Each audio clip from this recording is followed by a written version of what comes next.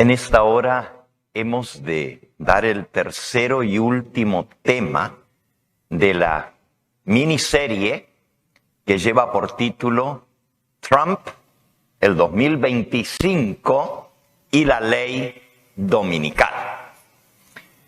Nosotros vimos cómo en el proyecto 2025 que se preparó para la nueva presidencia de Trump, están incluidas una cantidad de cosas, de las cuales algunas ya se comenzaron a implementar aún antes de que Trump llegara al poder. Una de ellas, por ejemplo, que nos afecta al mundo hispano, es que ya comenzaron las redadas migratorias. Eso había dicho Trump y está en el proyecto de quitar a todos los indocumentados, comenzando por aquellos que tienen récords criminales, pero no se limita a eso. Las redadas van parejas y al que encuentran indocumentado lo están sacando. En el proyecto 2025, los primeros 180 días del nuevo mandato de Trump iban a ser cruciales. Se esperaba que se implementaran todas las cosas para las cuales llama o pide ese proyecto 2025. Y como ya estudiamos en los dos temas anteriores, una de las cosas que contempla este proyecto es establecer por ley federal que el domingo sea un día de descanso y no trabajo para que las personas puedan tener la libertad de, junto con sus familias, asistir a la iglesia.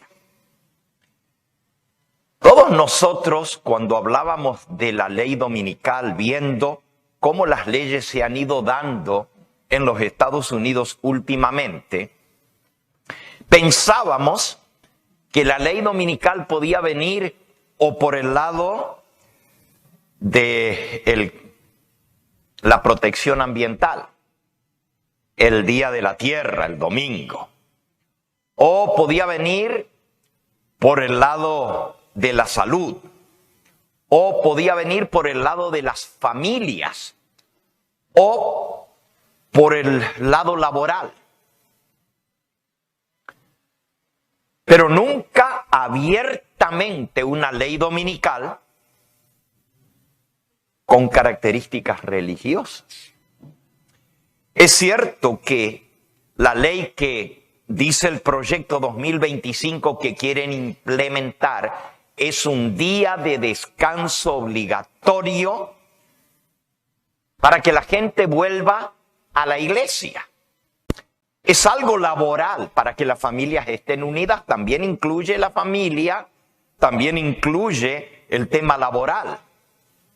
Pero realmente se está proyectando como una ley de carácter religiosa. Esto nos lleva a considerar algo muy importante, que cuando se pasen leyes en contra de la Constitución de los Estados Unidos, porque la Constitución de esta nación demanda la separación de la Iglesia y el Estado. El Congreso ni la autoridad ejecutiva, el presidente, puede pasar leyes de carácter religioso para implementar por ley asuntos religiosos. Y viceversa, la religión no debiera meterse en los asuntos políticos. Tiene que haber esa separación entre iglesia y Estado. Por supuesto, bajo la carrera electoral, bajo la campaña de Trump, estas cosas fueron violadas abiertamente. La religión, las iglesias, especialmente las iglesias protestantes, rompieron la cláusula de no meterse en asuntos políticos. Es más, la ley declara que por estar promocionando un candidato pueden perder el estatus no taxable, es decir, el non-profit de las organizaciones religiosas. Trump les aseguró a los líderes religiosos de esta nación que eso no iba a suceder, que eso era ridículo, que desde cuándo para aquí se tenía que interpretar la ley como que los que son religiosos no pueden estar envueltos en la política. Al contrario, dijo él, con más razón los religiosos debieran estar metidos en la política, porque son los que pueden traer moral y pueden traer principios a esta nación que tanto lo necesita. Queremos que la voz evangélica, la voz cristiana, la voz protestante se escuche en Washington. Todo esto lo estuvimos viendo en los dos temas anteriores. Hoy nos vamos a dedicar al tema en sí de la ley dominical. ¿Qué base bíblica tenemos nosotros como estudiantes de la palabra de Dios para decir que se va a implementar una ley haciendo del domingo un día de reposo obligatorio? ¿De dónde sacamos nosotros esto? ¿Bíblicamente podemos comprobar una ley dominical? Bueno, hoy vamos a ver eso. Sí podemos, por la palabra de Dios, demostrar que el día de reposo en la Biblia, desde el Génesis hasta el Apocalipsis, es el séptimo día de la semana, el sábado, y no el domingo. Eso sí está muy claro en la Biblia, y nadie lo puede discutir, que el único día de reposo en la palabra de Dios es el sábado. Desde que Dios creó el mundo, en la primera hoja de la Biblia dice que Dios terminó su obra en 6 días y reposó el séptimo día. Por eso el Señor bendijo el día de sábado y lo santificó. Eso sí está claro en la Biblia. Pero ¿de dónde sacamos la idea de que va a venir una ley dominical? Qué interesante que nosotros tengamos esta posición basados en la Biblia y que ahora en el mundo, especialmente aquí en los Estados Unidos, se esté agitando el tema de un día de reposo por ley. ¿Será coincidencia? ¿O será que estamos correctos en nuestra manera de ver las cosas bíblicamente? Bueno, comencemos viendo lo que la Biblia dice para este tiempo del fin. En el libro de Apocalipsis, en el capítulo 7, se nos habla acerca de que Dios va a tener un pueblo que se va a distinguir del resto de los habitantes del mundo por su lealtad a Dios. En el capítulo 14 de Apocalipsis se habla de los santos del Altísimo. Se habla, aquí está la paciencia de los santos, los que guardan los mandamientos de Dios y la fe de Jesús. Pero en el capítulo 7 específicamente dice que Dios va a señalar, va a sellar, va a marcar a sus hijos que le son fieles. Comencemos por Apocalipsis 7. Después de esto, dice el apóstol Juan, vi 4 ángeles en pie sobre los 4 ángulos de la tierra, que detenían los 4 vientos de la tierra, para que no soplase viento alguno sobre la tierra, ni sobre el mar, ni sobre ningún árbol. Vi también a otro ángel que subía de donde sale el sol y tenía el sello del Dios vivo. Y clamó a gran voz a los 4 ángeles a quienes se les había dado el poder de hacer daño a la tierra y al mar, diciendo: no hagáis daño a la tierra, ni al mar, ni a los árboles, hasta que hayamos sellado en sus frentes a los siervos de nuestro Dios. Aquellos que sirven al Todopoderoso van a ser sellados, van a ser señalados. ¿Y cuál es el propósito de marcar a los hijos de Dios? Bueno, todos nosotros entendemos que una marca es para diferenciar algo. Se marca o se sella a los animales, al ganado, para marcar a quien pertenecen. Y así el sello de Dios va a diferenciar quiénes son los que le pertenecen a Dios y quiénes no. Para eso sirve el sello,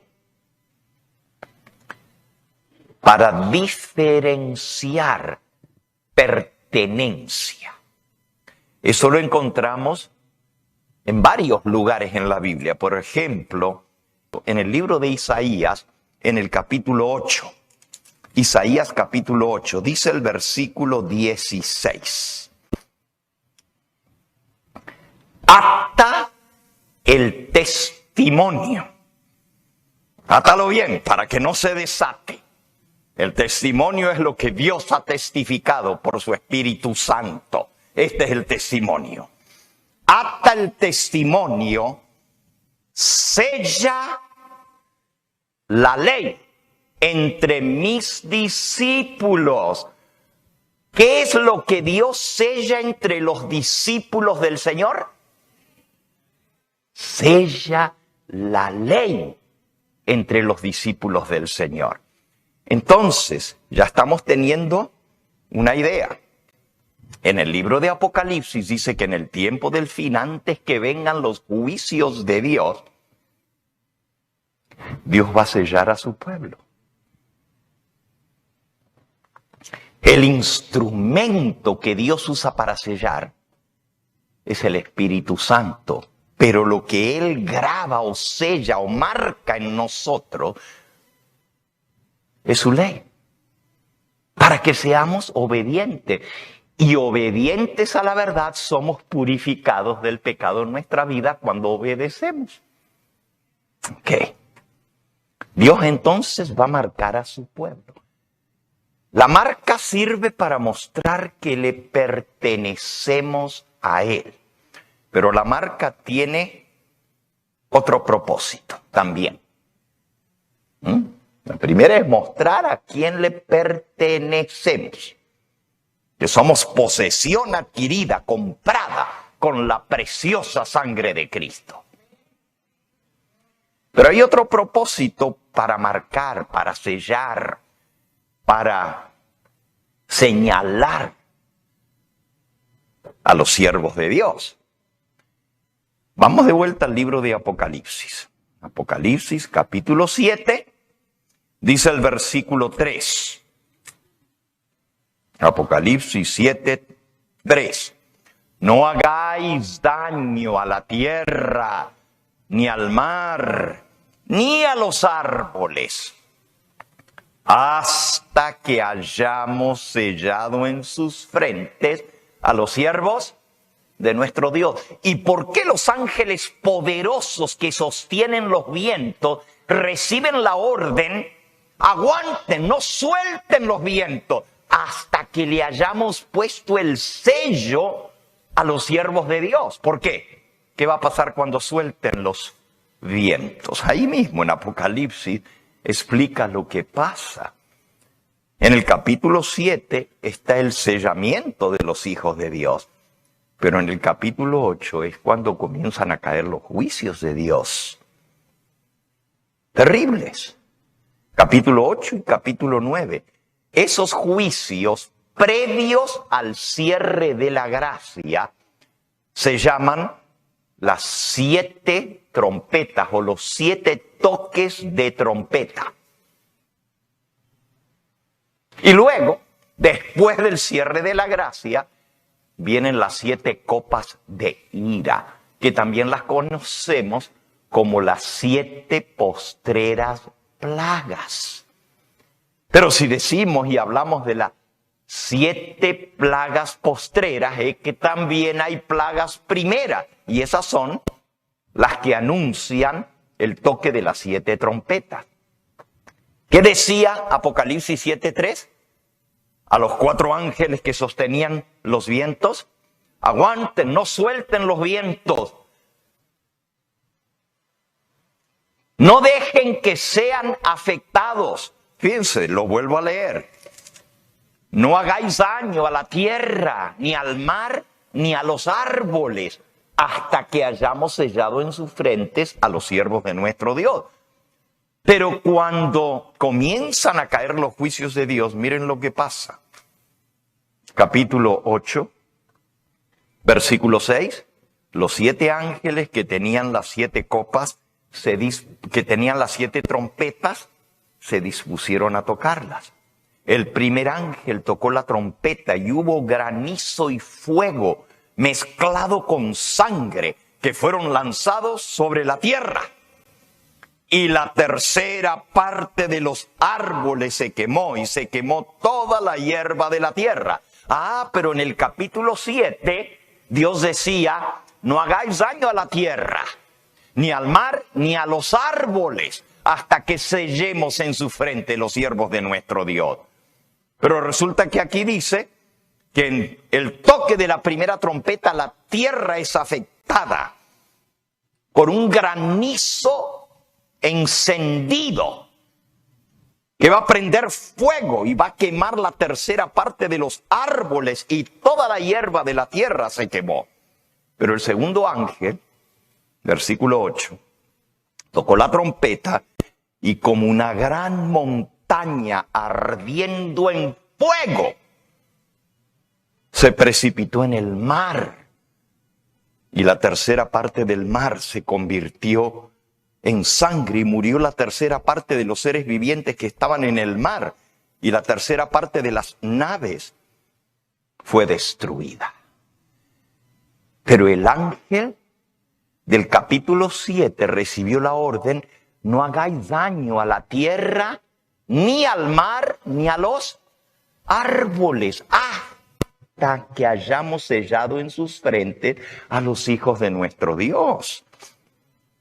Cuando el tercer ángel toca la trompeta, versículo 10, el tercer ángel tocó la trompeta y cayó del cielo una gran estrella ardiendo como una antorcha. Cayó sobre la tercera parte de los ríos y sobre las fuentes de las aguas. Ahora son afectados los ríos, es decir, esta gran estrella, como un inmenso meteorito, cae sobre uno de los continentes y son afectados los ríos, las fuentes de las aguas. Y mucha gente murió, versículo 11, por esas aguas contaminadas. Versículo 12, el cuarto ángel tocó la trompeta y fue herida la tercera parte del sol y de la luna y la tercera parte de las estrellas, para que se oscureciese la tercera parte de ellos y no hubiese luz en la tercera parte del día y de la noche. Así que el cuarto toque de trompeta viene una terrible oscuridad que oscurece una tercera parte del mundo. ¿Se imaginan cuando no haya sol? No solo el frío que vendrá, pero también no maduran las cosechas. Viene una terrible hambre sobre esta tierra. Versículo 13, y miré y oí a un ángel volar por el medio del cielo diciendo a gran voz: ¡ay!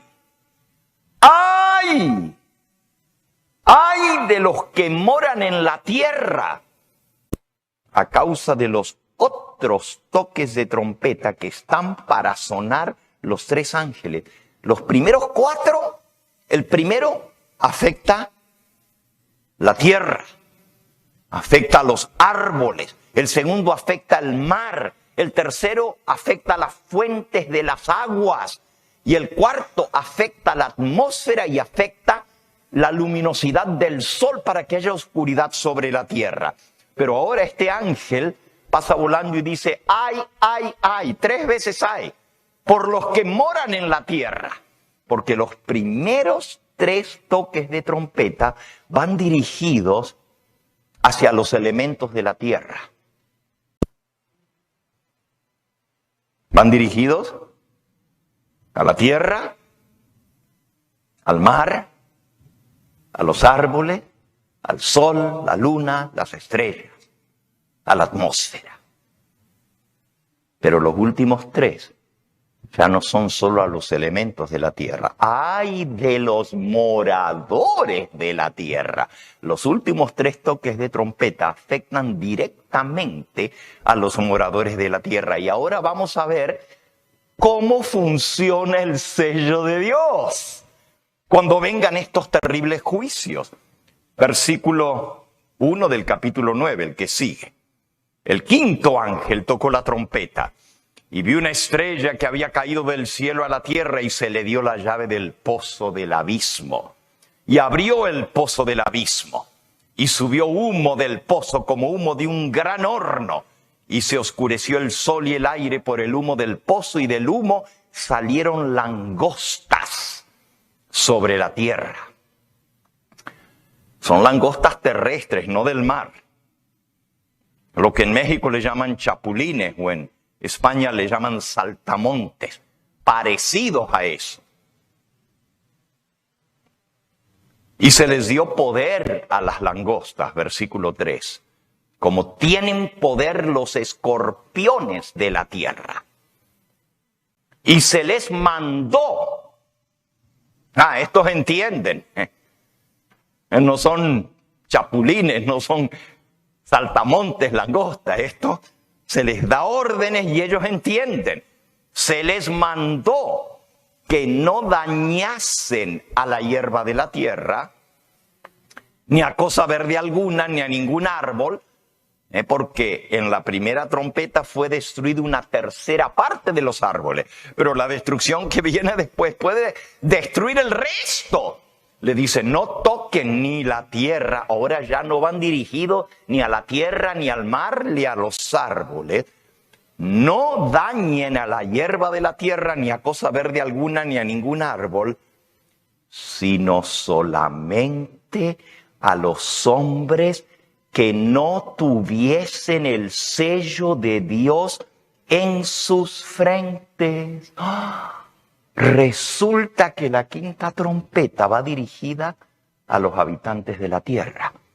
Pero esos seres que salen del pozo del abismo, que se les dio poder para hacer daño, no pueden afectar a ninguno de los hijos de Dios que tenga el sello de Dios en sus frentes. Entonces, el sello de Dios, el sello escatológico, no solamente es una marca de posesión, de pertenencia, que le pertenecemos a Dios, pero también es una marca de protección. Sirve para proteger a los que están sellados. Y miren lo que sigue. Les fue dado a las langostas, versículo 5. No que los matasen a los seres humanos, a los que no tenían el sello de Dios. No que los matasen, sino que los atormentasen 5 meses, 150 días. Y su tormento era como tormento de escorpión cuando hiera el hombre. En aquellos días los hombres buscarán la muerte, pero no la hallarán. Ansiarán morir, pero la muerte huirá de ellos. El aspecto de las langostas era semejante a caballos preparados para la guerra. Ahora las describe. En las cabezas tenían como coronas de oro. Sus caras eran como caras humanas. No son chapulines. Se parecen porque saltan como los chapulines, pero tienen alas. Sus caras eran como caras humanas, tenían coronas de oro sobre sus cabezas. Tenían cabello como cabello de mujer, largo, bonito. Pero sus dientes eran como leones. Tenían corazas, como corazas de hierro. Y el ruido de sus alas, tienen alas para volar, era como el estruendo de muchos carros de caballo corriendo a la batalla. Como ya leímos, era como caballos preparados para la batalla, pero ahora que comienzan a mover las alas, parecen caballos corriendo a la batalla. Tenían colas, como colas de escorpiones. Y también aguijones. Y en sus colas tenían poder para dañar a los hombres durante 5 meses. Y tienen por rey sobre ellos al ángel del abismo, cuyo nombre en hebreo es Abadón. En hebreo Abadón quiere decir destructor. Y en griego Apolión, exterminador. ¡Wow! ¿Se dan cuenta de lo que estamos leyendo? Bajo la quinta trompeta son soltadas las fuerzas de los demonios que van a atacar a los seres humanos que no tengan el sello de Dios en sus frentes. Entonces es importante tener el sello de Dios. Y usted dice, pastor, ¿y todo eso que usted está leyendo y hablando, qué tiene que ver con Trump y la ley dominical? Ahora viene. Dios tiene una manera de marcar, de sellar, de señalar a sus hijos. El Espíritu Santo es el instrumento para sellar, y lo que se sella es la ley entre sus discípulos. Esa señal, el sello de Dios, no es una señal visible como la que se pone en un toro o en una vaca, cuando le queman el cuero para mostrar a quién pertenece. Es una señal que los ángeles tienen que ver, no los hombres. Miren lo que dice aquí en este librito Eventos de los Últimos Días, explicando, justamente se titula el capítulo las 7 plagas y los impíos. Déjenme leerles aquí. Los ángeles de Dios, página 243. Los ángeles de Dios están ahora sujetando los vientos de la lucha, de la guerra, para que no soplen hasta que el mundo sea advertido de su cercana condenación. Pero se está preparando una tormenta lista para estallar sobre la tierra.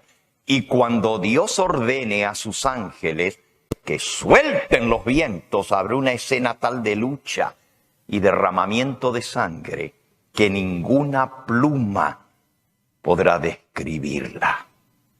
Satanás sumirá entonces a los habitantes de la tierra en una gran tribulación final. Como los ángeles de Dios dejen ya de contener los vientos violentos de las pasiones humanas, todos los elementos de contención se desencadenarán.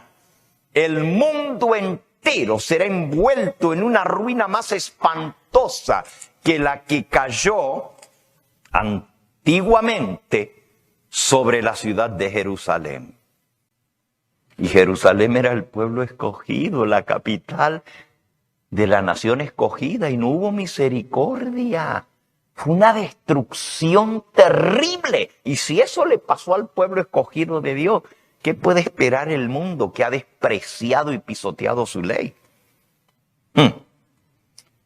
Ahora hablando acerca de esos juicios de Dios y cómo ser protegidos de esos juicios, dice lo siguiente en el capítulo El sello de Dios.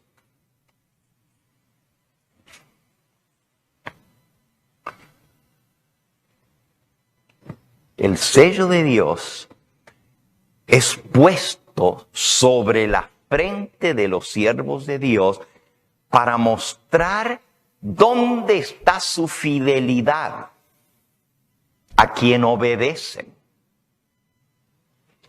Tan pronto como el pueblo de Dios sea sellado en su frente, no se trata de un sello o una marca que se pueda ver,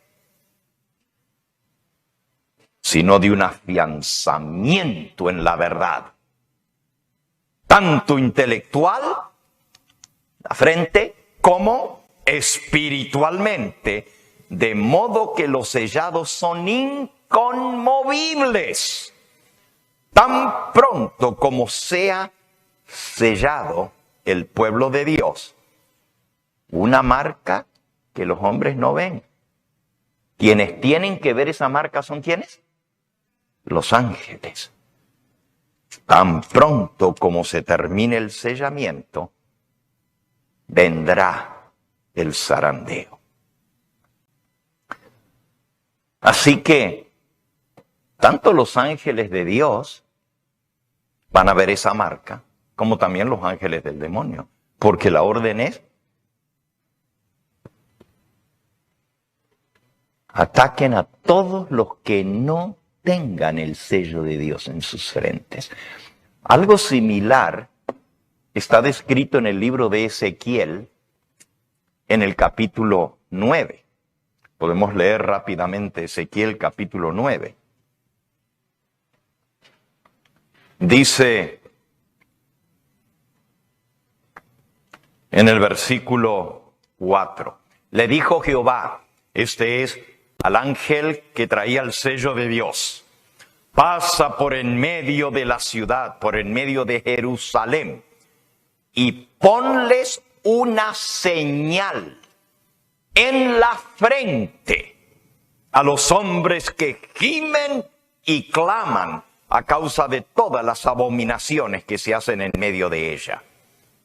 Y a los otros dijo, oyéndolo yo, pasad por la ciudad en pos de él y matad, no perdone vuestro ojo ni tengáis misericordia.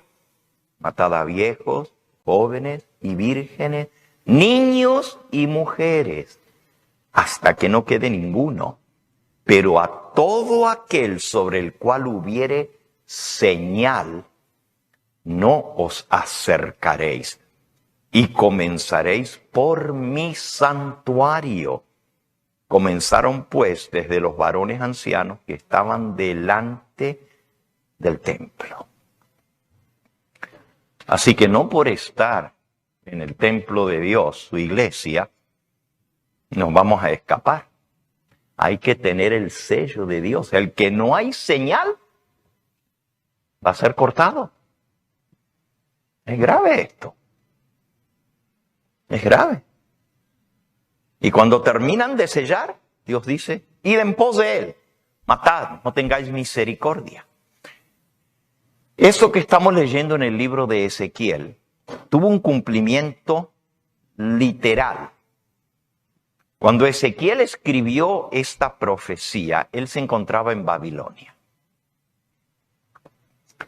Había sido llevado allá deportado, junto con el profeta Daniel.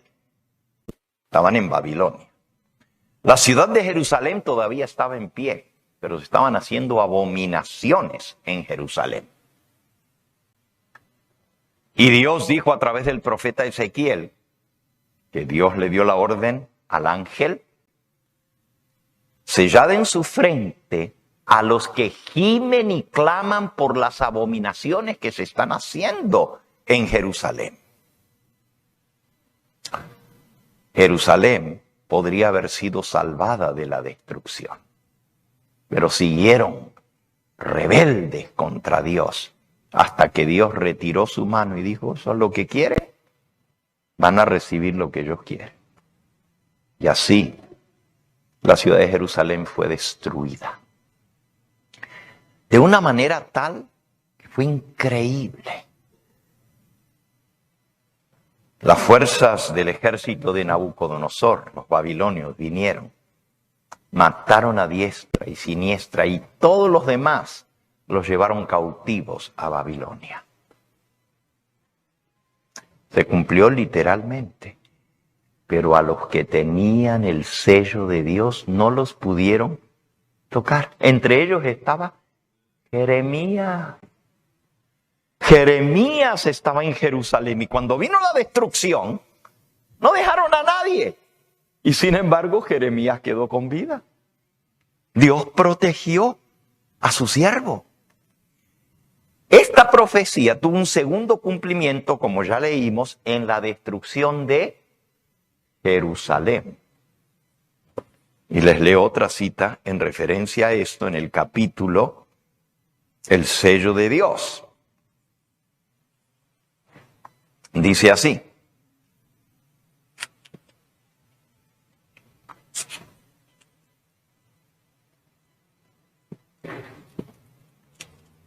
La profecía referente al juicio que iba a caer sobre Jerusalén va a tener otro cumplimiento.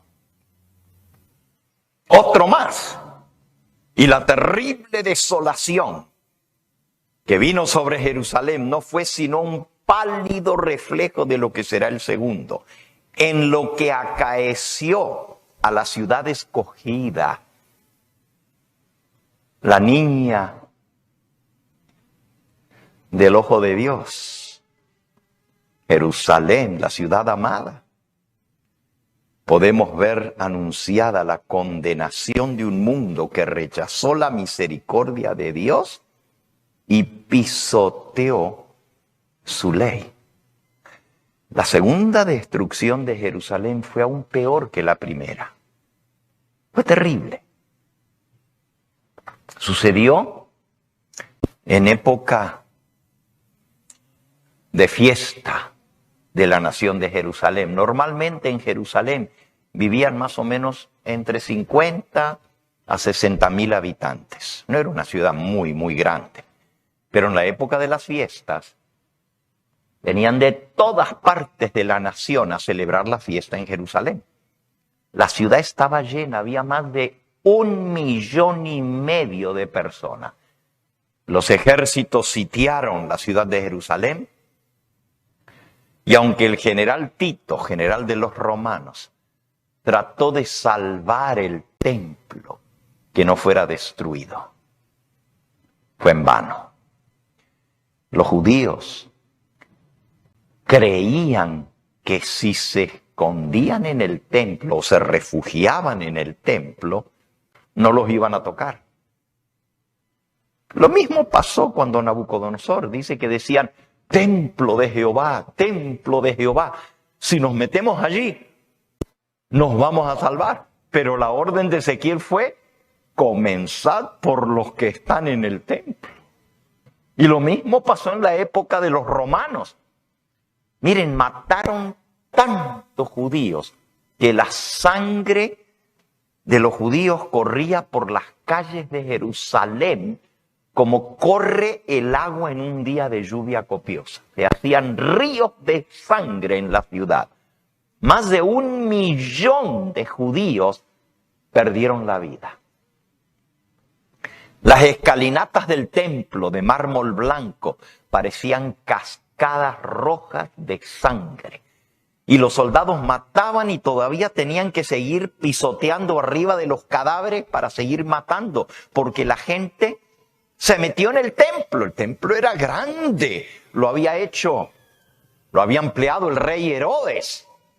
Y miles de judíos se metieron en el templo, pero un soldado romano echó una tea prendida, una antorcha, y el maderamen del templo se prendió, y cuando el fuego comenzó a quemar el templo, la gente comenzó a salir como las ratas huyen del incendio, como los animales ahora con el incendio de Los Ángeles, ¿verdad? Que andaban por la ciudad los pumas y los racunes y los coyotes y todo huyendo del fuego.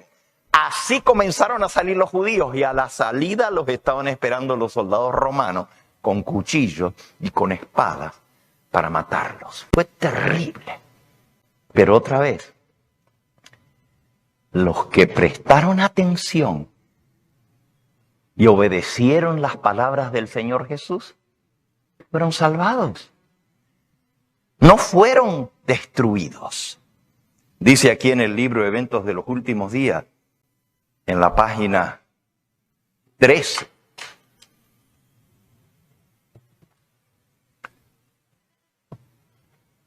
Los discípulos de Cristo fueron advertidos acerca de la destrucción de Jerusalén. Los que se fijaron en la señal que el Señor había dejado: cuando veáis en Jerusalén la abominación desoladora, huid. Y huyeron de la ciudad y escaparon de la destrucción. Los demás fueron todos destruidos. Así también ahora hemos sido advertidos acerca de la destrucción que ha de sobrecoger al mundo. Los que presten atención a la advertencia se salvarán. Ahora escuchen. Qué interesante es esto. Dice: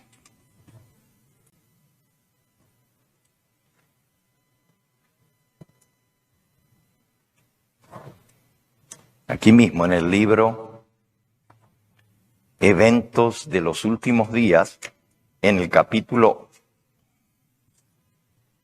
8, dice así: así como el sitio de Jerusalén por los ejércitos romanos fue la señal para que huyesen los cristianos de Judea y se salvaran, así, cuando los Estados Unidos de Norteamérica tomen el poder y pasen el decreto que imponga el día de descanso papal, el domingo, será para nosotros la señal. Será entonces el tiempo de abandonar las grandes ciudades y prepararnos para abandonar los pueblos más pequeños en busca de hogares retraídos en lugares apartados entre las montañas. En el tiempo de angustia, todos huimos de las ciudades. Los malvados nos perseguían y entraban a cuchillo en las casas de los santos. Y cuando estos huían, los malvados los perseguían con intento de matarlos. Pero los cuchillos y las espadas levantadas contra el pueblo de Dios se quebraron y cayeron tan inofensivas como las briznas de paja. Los ángeles de Dios escudaron a los santos para que no pudieran ser tocados por las armas de destrucción. Por más que un decreto general haya fijado el tiempo en que los observadores de los mandamientos puedan ser muertos, sus enemigos en algunos casos se anticiparán al decreto y tratarán de quitarles la vida antes del tiempo fijado. Va a haber un decreto en el cual se les puede quitar la vida a los que no obedezcan la ley impuesta. Pero nadie podrá atravesar el cordón de poderosos guardianes colocados en torno de cada fiel. Algunos serán atacados al huir de las ciudades y las villas, pero las espadas levantadas contra ellos se quebrarán y caerán como si fueran de paja. Otros serán defendidos por ángeles poderosos en forma de guerreros que les saldrán al encuentro a los que los persiguen. Alabado sea el nombre de Dios. ¿Para qué sirve el sello de Dios? Los ángeles ven la marca y dicen, a este no me lo puedes tocar. A este no lo puedes tocar. Y los ángeles del demonio también ven las marcas. Y saben que no pueden atacar a los que tienen el sello de Dios. Ahora, según el profeta Ezequiel, ya leímos en Isaías que lo que está sellado en la mente y en el corazón de sus hijos es la santa ley de Dios. El Espíritu Santo es el que coloca esa ley en nosotros. Ahora, el profeta Ezequiel nos dice cuál es ese sello que tiene la ley cuando es sellada en nosotros. Hay un sello en la ley. Toda ley que no está sellada no tiene valor. Tiene que tener el sello para que tenga validez. También la ley de Dios tiene un sello. Y el sello de Dios trae el nombre, trae el título y trae el territorio de quien dio esa ley. Así como todo sello, el sello del presidente de los Estados Unidos, desde el lunes en adelante, el sello va a decir Donald Trump, presidente. Ahí está su nombre, ahí está su título, presidente de los Estados Unidos de Norteamérica y los territorios afiliados. Entonces, él gobierna sobre Estados Unidos y todos los territorios que le pertenecen a Estados Unidos. Ahí está el nombre, está el título y está el territorio sobre el cual gobierna. La ley de Dios también tiene un sello que trae el nombre, el título y el territorio sobre el cual Dios gobierna. Dice el cuarto mandamiento: acuérdate del día de reposo para santificarlo. 6 días trabajarás y harás toda tu obra, mas el séptimo día es reposo para Jehová, tu Dios. Ahí está el nombre y está el título. Su nombre es Yahweh, Jehová. Y está el título, Dios. Porque en 6 días hizo Jehová los cielos, la tierra y el mar y todo lo que en ellos hay. Ahí está el territorio sobre el cual gobierna Dios. Cielo, tierra, mar y todo lo que en ellos hay. Si tú le quitas el cuarto mandamiento a la ley de Dios, tienes una ley que no tiene valor, que no tiene fuerza, porque no está con el sello de esa ley que nos dice quién tiene el derecho de dar leyes y hacer que se cumplan. ¿Y por qué Dios tiene ley? ¿Por qué Dios tiene el derecho de establecer la ley sobre los seres humanos? Porque Él es el creador, porque Él es el Dios de los cielos y de la tierra. Y el que nosotros le obedezcamos es señal de lealtad al creador. Pero de todos los mandamientos hay uno que muestra que le reconocemos como Dios creador y redentor. Y ese mandamiento es el que nos manda a guardar el sábado. Porque a través de él reconocemos que Dios nos dio la vida y también dio la vida de su Hijo para redimirnos. Entonces, veamos cuál es esa señal específicamente ya dicho en la Biblia. Ezequiel, vamos de vuelta a Ezequiel.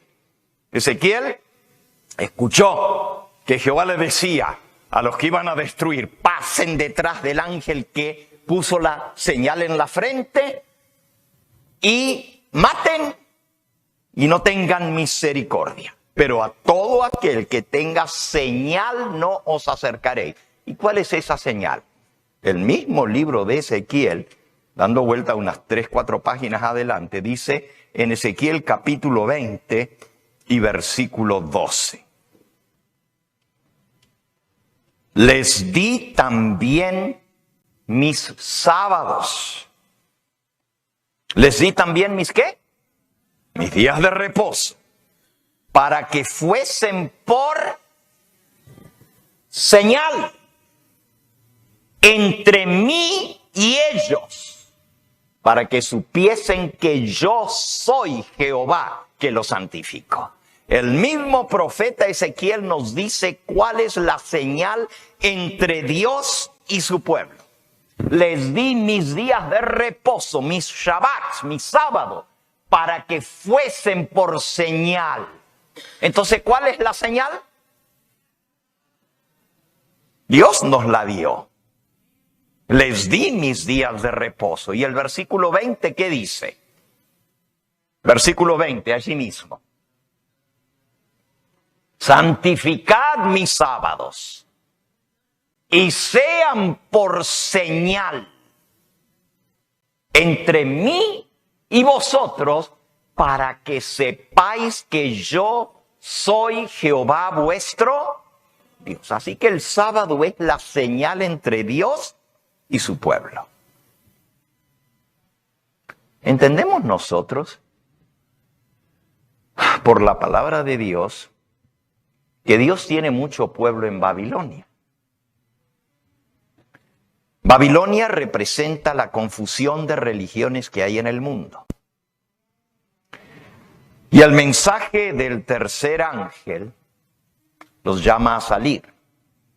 Se repite el mensaje de los tres ángeles en Apocalipsis 18, con el cuarto ángel que dice: salid de Babilonia, pueblo mío.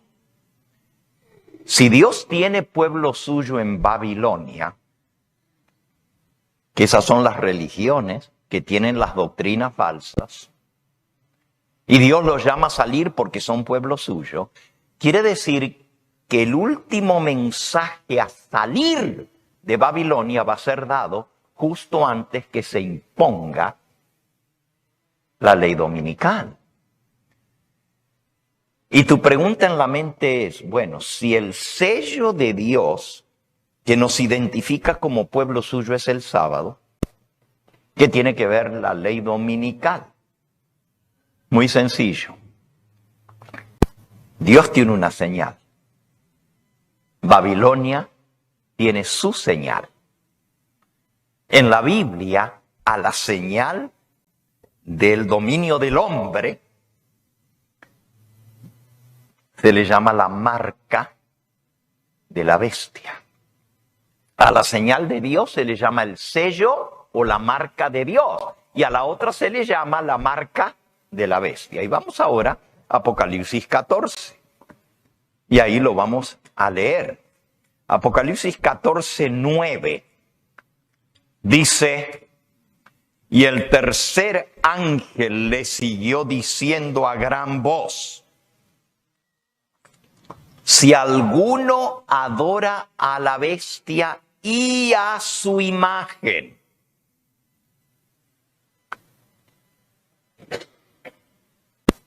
y recibe la marca en su frente o en su mano, él también beberá del vino de la ira de Dios, que ha sido vaciado puro en el cáliz de su ira, y será atormentado con fuego y azufre delante de los santos ángeles y del Cordero.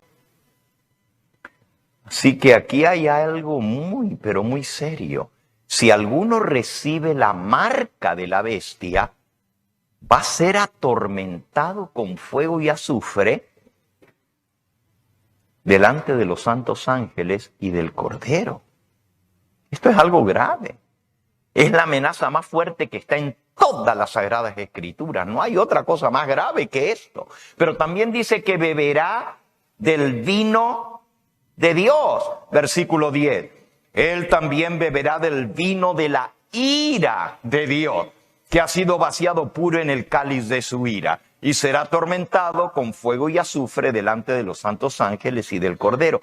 Así que hay dos cosas que van a experimentar los que reciban la marca de la bestia. Primero, van a beber del vino de la ira de Dios. Y segundo, van a ser atormentados con fuego y azufre. ¿Qué es beber del vino de la ira de Dios? En el capítulo 15 y en el versículo 1 dice: Vi en el cielo otra señal grande y admirable, 7 ángeles que tenían las 7 plagas postreras, porque en ellas se consumaba la ira de Dios. Versículo 7. Y uno de los 4 seres vivientes dio a los 7 ángeles 7 copas de oro llenas de la ira de Dios, que vive por los siglos de los siglos. 7 copas llenas de la ira de Dios. Y si alguno recibe la marca de la bestia, va a beber del vino de la ira de Dios. ¿Y cómo lo van a beber? Capítulo 16, versículo 1. Oí una gran voz que decía desde el templo a los 7 ángeles: id y derramad sobre la tierra las 7 copas de la ira de Dios. Fue el primero. Y derramó su copa sobre la tierra. Y vino una úlcera maligna y pestilente. Úlcera maligna, eso es un cáncer maligno, abierto, supurando. Una úlcera maligna y pestilente sobre los hombres que tenían la marca de la bestia y que adoraban su imagen.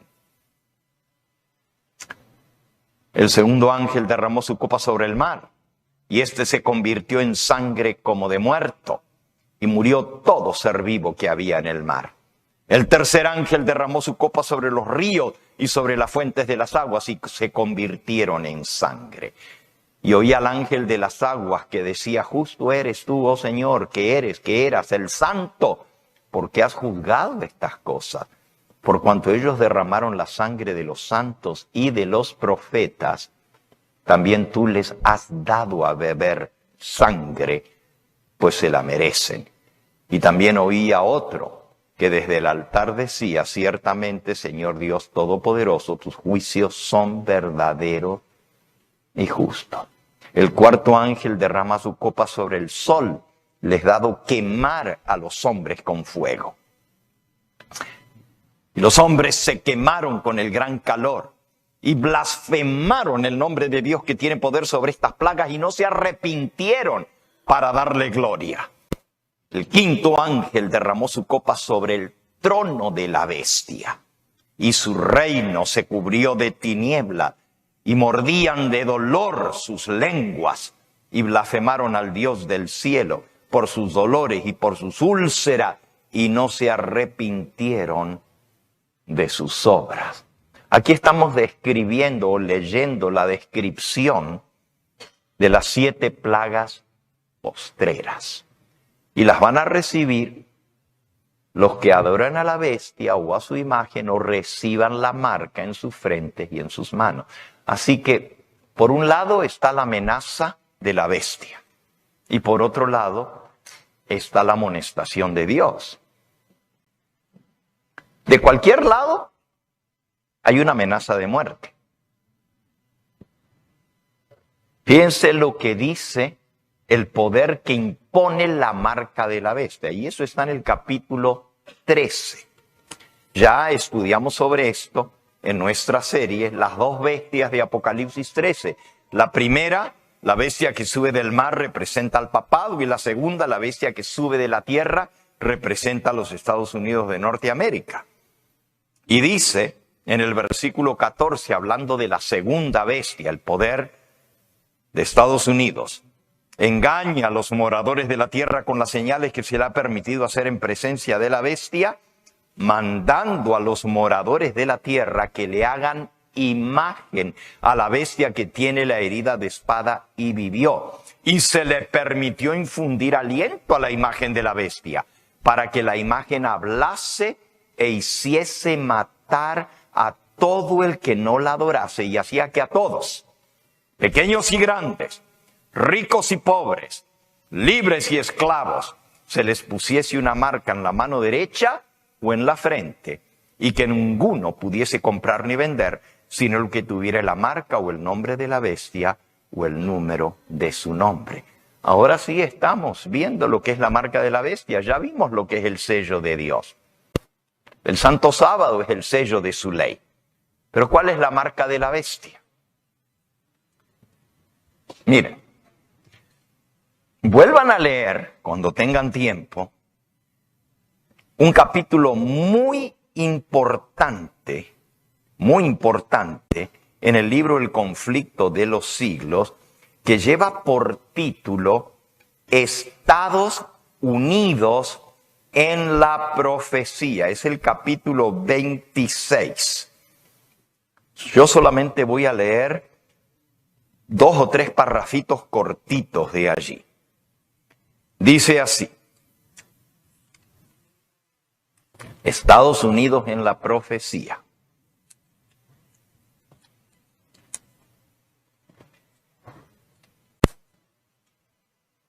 Primero habla del sello de Dios y luego habla de la marca de la bestia. Dice: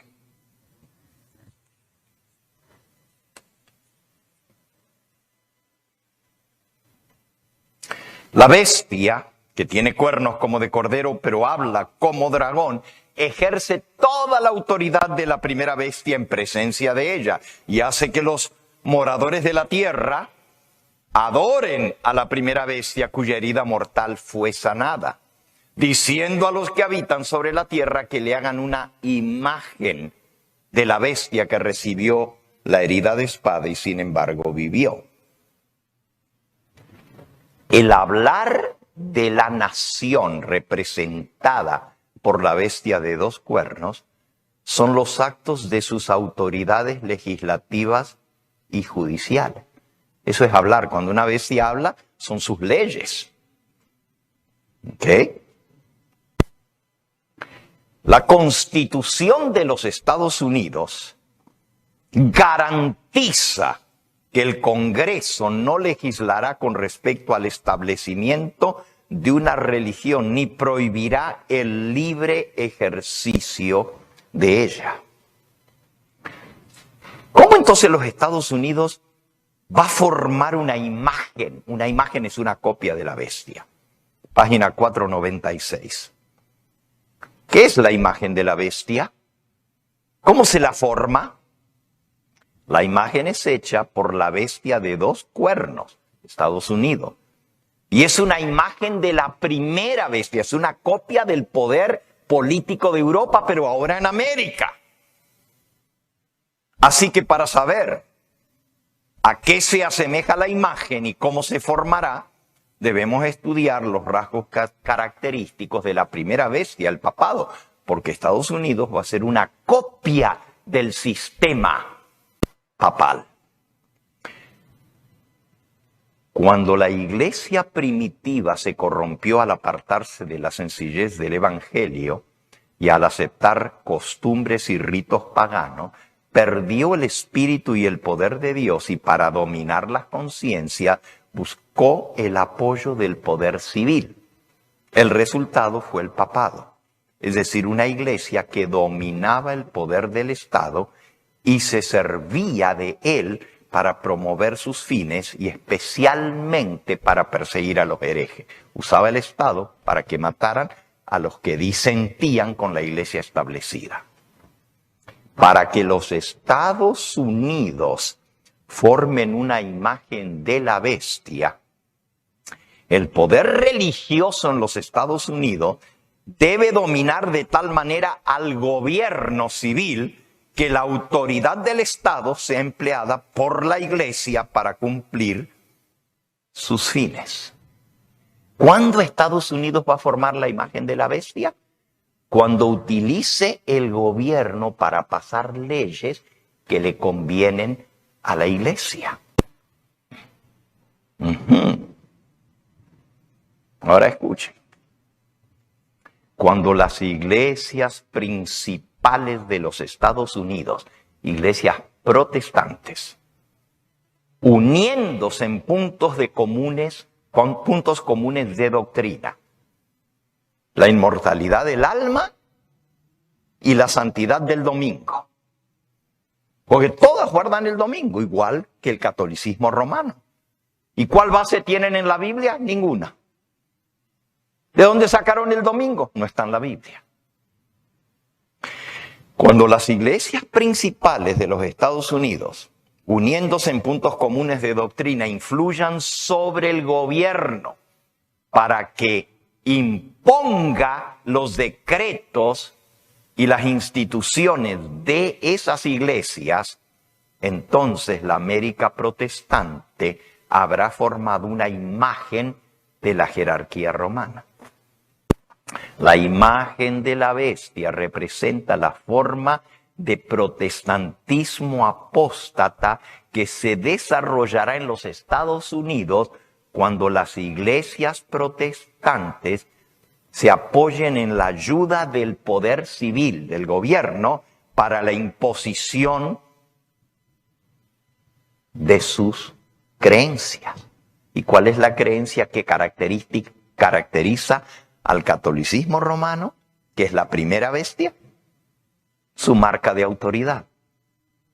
¿Y cuál es la misma característica que tienen las iglesias protestantes? El domingo.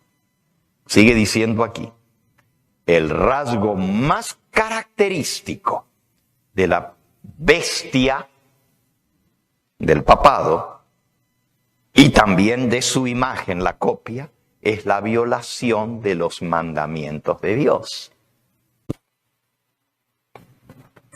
Una imposición del domingo daría honor supremo al poder que introdujo ese cambio.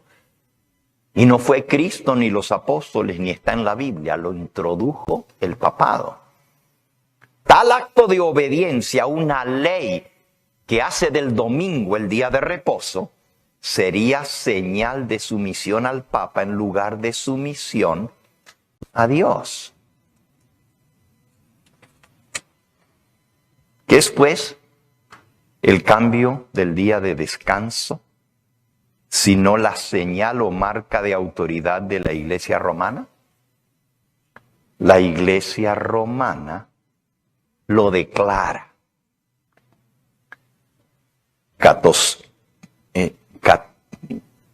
Doctrina cristiana, catecismo católico. El acto mismo de cambiar el sábado al domingo, cambio que los protestantes aceptan. Porque al guardar el domingo, reconocen el poder de la iglesia para imponer fiestas y para guardarlas. Las iglesias protestantes reconocen que la iglesia tiene el poder de cambiar aún la ley de Dios. La imposición de la observancia del domingo por parte de las iglesias protestantes es la imposición de que se adore al papado, es decir, el que se atrevió a cambiar el sábado al domingo. Así hemos esclarecido claramente lo que es el sello de Dios y la marca de la bestia. Miren, hermanos, está específicamente escrito en el plan de gobierno del presidente Trump, lo que se conoce como el Proyecto 2025, que la ley laboral, en la página 622 de ese manuscrito dice que el domingo debe establecerse como ley federal en toda la nación.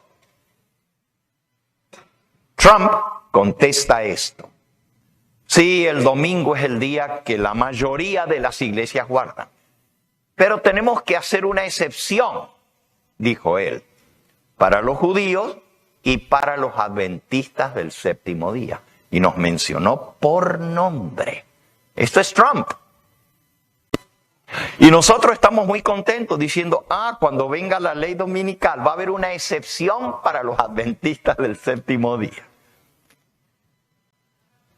Hacía que a todos, grandes y pequeños, ricos y pobres, libres y esclavos, se les colocase la marca de sumisión. Y el que no la reciba será digno de muerte.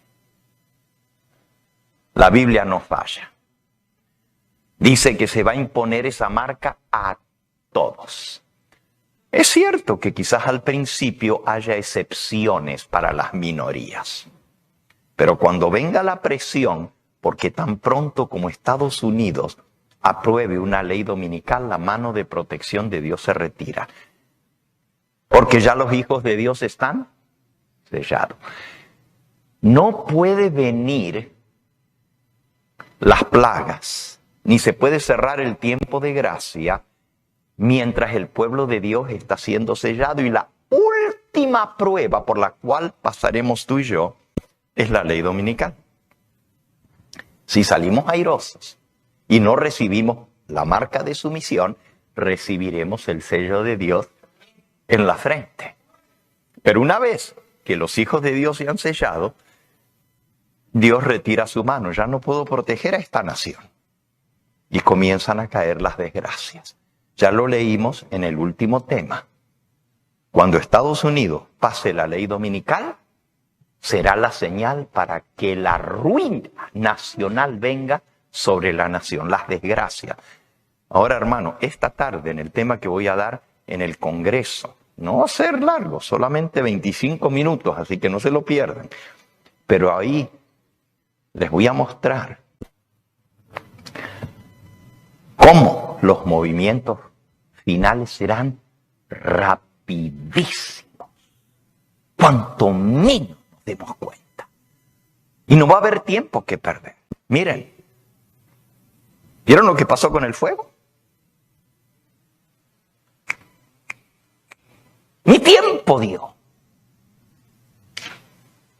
Personas que habían invertido millones en sus propiedades se dieron cuenta que no había manera de salvarla.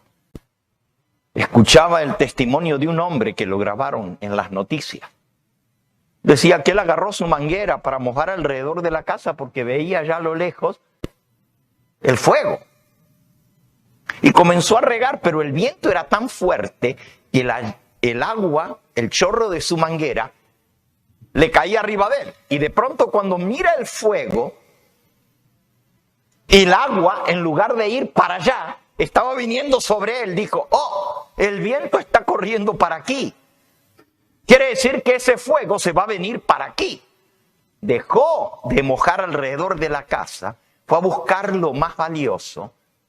En 7 minutos el fuego había llegado a su casa. Apenas si pudo salvar su vida. Se metió en el carro para huir, pero las calles estaban bloqueadas por los demás que estaban huyendo y no podía avanzar. Se bajó del carro, lo dejó en el camino y salió corriendo a pie. Y salvó su vida, pero no salvó nada más que lo que traía puesto. Así de rápido fue la destrucción aquí en Los Ángeles. Esta tarde vamos a hablar un poquito de, para medidas extremas, respuestas rápidas. Así se llama el tema de esta tarde. Y aunque no es parte de esta serie, va a ser como el broche de oro de la serie. Hermanos, estamos viviendo en tiempos increíbles. La profecía se está desarrollando delante de nuestros ojos. Antes hablábamos de que iba a venir la ley dominical. Ahora ya está delante de nosotros. Si Dios le permite a Trump ejecutar lo que este proyecto 2025 propone, lo veremos muy pronto. Dijo que iba a sacar los indocumentados. Todavía no ha sido juramentado Trump. Y ya los anda haciendo las redadas por doquier. Miren, hermano, hay gente que hasta tiene miedo de venir el sábado a la iglesia porque dicen se pueden meter a hacer redadas dentro de la iglesia. No tengan miedo, hermanos. No tengan miedo. En primer lugar, una iglesia es un lugar privado. Te pueden detener afuera, pero no dentro de la iglesia. Las iglesias son santuarios. Pero yo no estoy hablando de eso. Estoy hablando, hermanos, de que Trump está cumpliendo lo que dice el proyecto. Y el proyecto dice que en los primeros 180 días de su mandato vamos a ver implementadas las cosas que dice el proyecto 2025. Ya las vamos a ver. No necesitamos 4 años para ver lo que va a hacer Trump. En los primeros 6 meses vamos a ver. El tiempo en que estamos viviendo es un tiempo en que los profetas de antaño que escribieron estas cosas quisieran estar vivos. They would love to be alive to see the fulfillment of their words.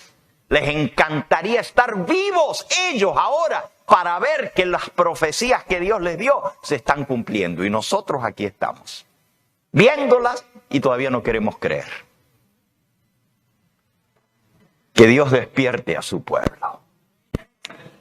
Y esta tarde vamos a ver el tema y comienza a las 3, no a las 5 ni a las 4, a las 3, después de la comida.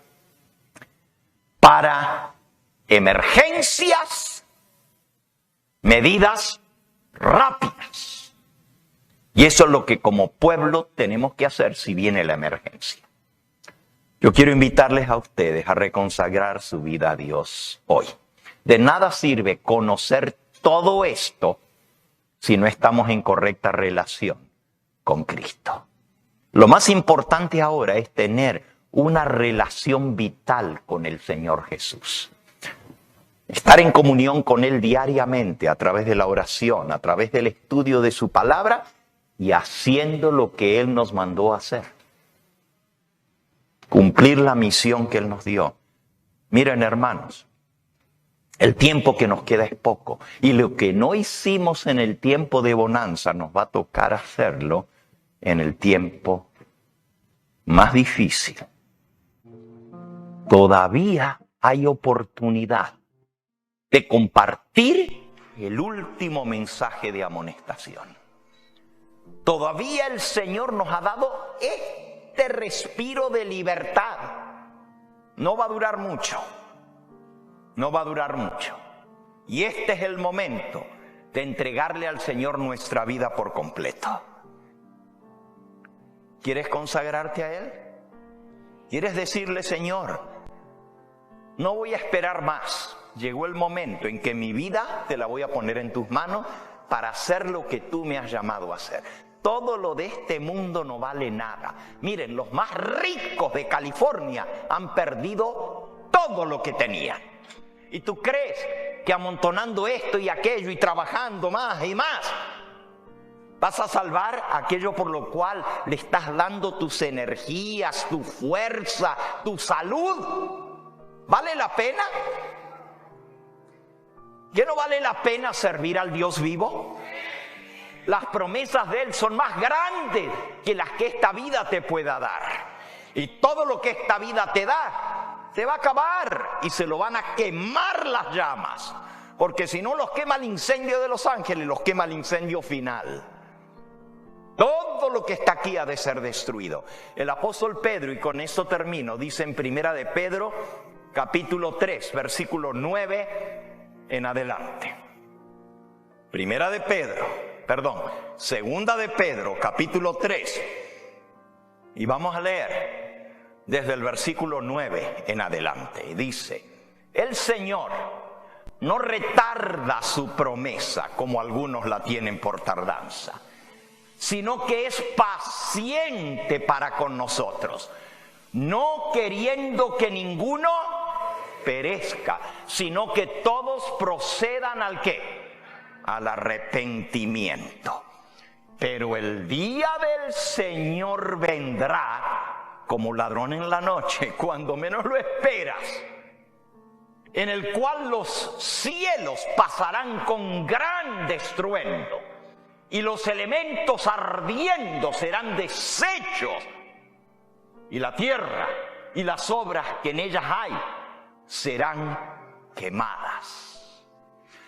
Puesto que todas estas cosas han de ser deshechas, así como el fuego aquí en Malibu, así como el fuego en Altadena, puesto que todas estas cosas han de ser deshechas, ¿cómo no debéis vosotros andar en santa y piadosa manera de vivir? Este es el momento de consagrarnos, de vivir una vida piadosa, una vida santa, de vencer el pecado por el poder del Espíritu Santo.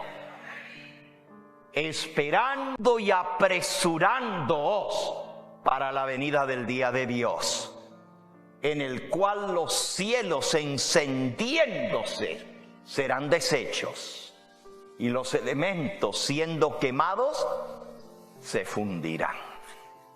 Eso es lo que viene, hermano. Y la palabra de Dios no falla.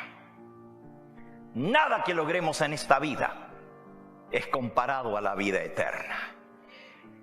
Y este mundo se pasa y con él sus deseos.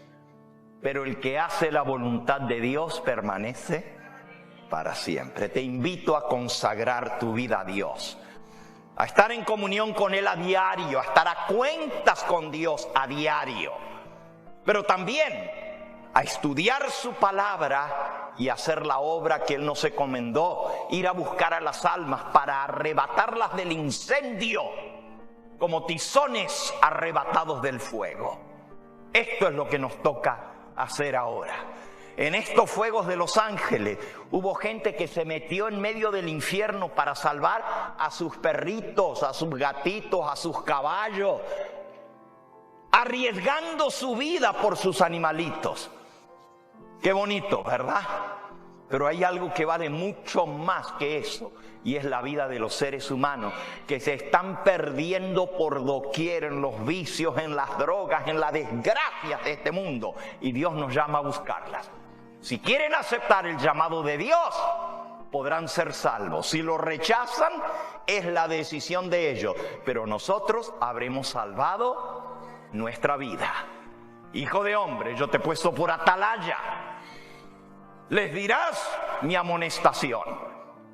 No querrán escuchar porque son duros de servir, pero no dirán que yo no los amonesté, dice el Señor. Y si tú los amonestas y ellos siguen en su mal camino, se perderán por su pecado. Pero si tú los amonestas de mi parte y se arrepienten, habrás salvado tu alma. Y si no se quieren arrepentir, tú salvaste la tuya porque cumpliste lo que yo te pedí hacer. ¿Quieres reconsagrarte a Dios para cumplir la misión? Si ese es tu deseo, ponte en pie así como Aarón, que se puso en pie para consagrar su vida a Dios en estos momentos finales de la historia de este mundo. Dios quiere usarte. Dios quiere obrar a través de ti. Hay almas que perecen, pero todavía la sangre de Cristo tiene poder para salvar. Alabado sea el nombre del Señor. Todavía esa sangre es poderosa y todo aquel que a Él viene no será echado fuera. Pero alguien tiene que llevarles la luz del Evangelio. ¿Serás tú? Si Dios te ha escogido, es momento de comenzar. Ya, si no lo estás haciendo ya, de hoy en adelante, dile: Señor, todo lo demás no importa. Lo único que importa es la salvación de las almas, porque todo esto se va a quemar. Vamos a orar. Y quisiera preguntar si hay alguien aquí que de todo corazón sabe que le ha fallado al Señor, que no ha cumplido en servirle a Él, en buscar a las almas, que está gozando de una salvación que no le costó nada y sin embargo no le está dando la misma oportunidad a los demás. Hay alguien aquí que quiere decir: yo soy esa alma, pastor, yo le he fallado al Señor, pero yo me arrepiento de todo corazón y quiero de hoy en adelante servirle a Él como nunca antes. ¿Hay alguien? Si hay alguien que está arrepentido de corazón y quiere venir a recibir del Señor la seguridad de que Él te perdona y te da una nueva oportunidad, acércate aquí adelante y voy a orar por ti. Si reconoces que le ha fallado al Señor, pero que hoy le dice: Señor, de hoy en adelante te voy a servir. Perdóname por haber sido negligente. Perdóname por haber buscado mi comodidad antes que la salvación de las almas. Perdóname. Pero yo quiero servirte de todo corazón. Amén. Amén. Gloria a Dios. Si en nuestra congregación hay alguno que aún no ha sellado su pacto de salvación, el nuevo pacto en la sangre de Cristo, hoy es el momento de hacerlo. Hay alguien que aún no ha sido bautizado en el nombre del Señor Jesús para perdón de los pecados. Allí donde estás, levanta tu mano. Queremos orar especialmente por ti. Amén. El Señor te bendiga a ti. El Señor te bendiga a ti. Alguien más, levanta tu mano allí donde estás. Vamos a orar por ti. Amén. El Señor te bendiga a ti también. A ti y a ti. Y a los demás le vamos a pedir al Señor que nos siga sacudiendo, pero más que sacudir, que nos empuje a hacer su obra. Esto es lo que nos queda.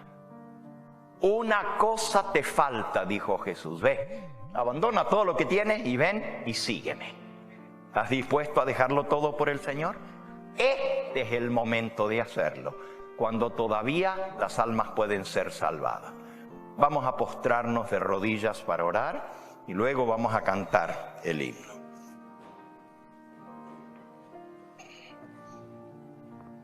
Tú que me estás viendo por el canal,